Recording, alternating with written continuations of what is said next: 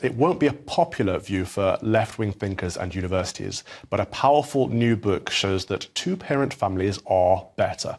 It boils down to simple economics, according to influential American economist Melissa S. Kearney, who says a traditional family has a huge impact on economic outcomes in her brand new book, The Two-Parent Privilege.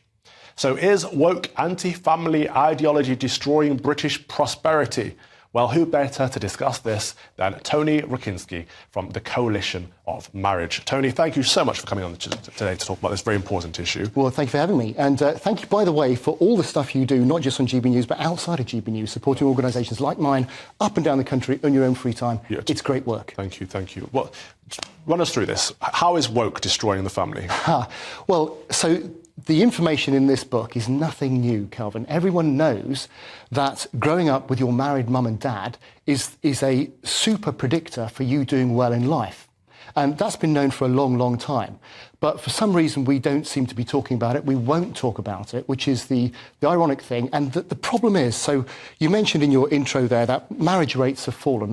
They've fallen about 40% in the UK since the 90s. And you might think, so what? Well, actually, the so what is because it affects kids, it affects children's outcomes. Marriage, so Institute of Family Studies just this past week have shown again that marriage is the best predictor of happiness. Who knew?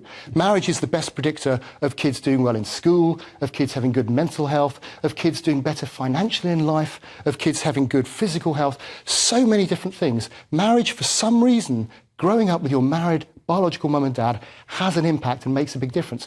But it's not just that. You see, when you look at, so the marriage rate has fallen across the place, across the Western world, really. Yeah. But the impact is different. So if you look at, I think Marriage Foundation did some research, 90% of the richest mums are married. Only 20% of the poorest mums are married. Now, that's a massive difference. And so the people, the less well-off in society, who could really do with the benefits that marriage brings, both to them as adults and to kids, are not getting married and suffering because of it. And yet, we'll talk in schools and we'll talk in the media, anything but marriage. And the irony is, of course, that what Matthew Goodwin might call the elites, you know, the kind of liberal elites, university graduates, blah, blah, blah.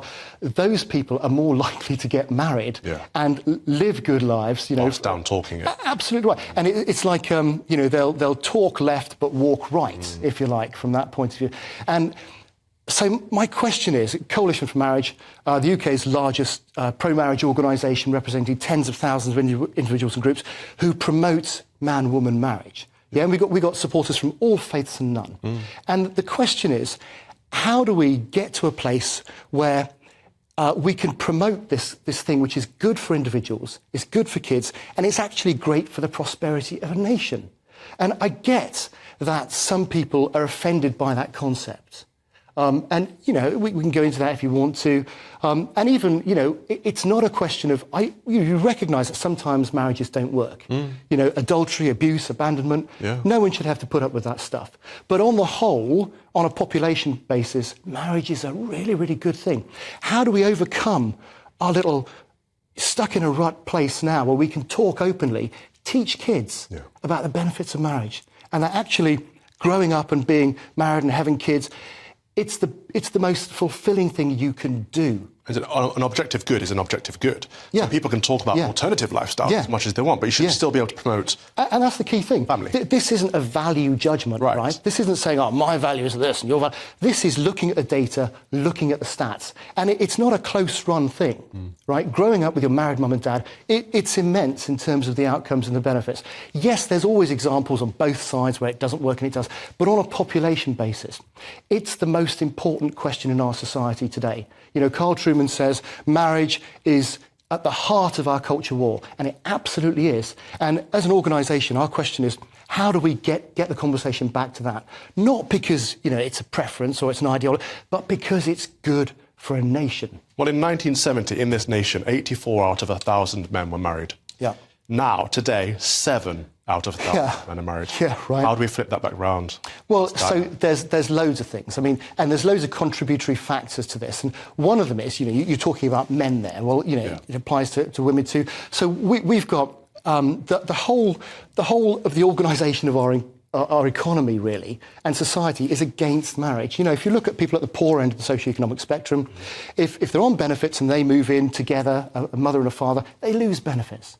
So you're punishing people to get... There's, you know, for people who get married and stay married, there's no benefit in the tax system whatsoever. Other countries are looking at these things. You've then got the idea of, well... So one way would be to legislate in favour of the family. Well, yeah. I mean, I suppose the first thing to do would be to recognise the fact that actually promoting, you know, man-woman marriage is a good idea. That's a good starting point. And I think Yeah. if people want to learn more, they should go and check out the Coalition for Marriage. Thank you very much, Tony, for joining us. Thank you. Through that.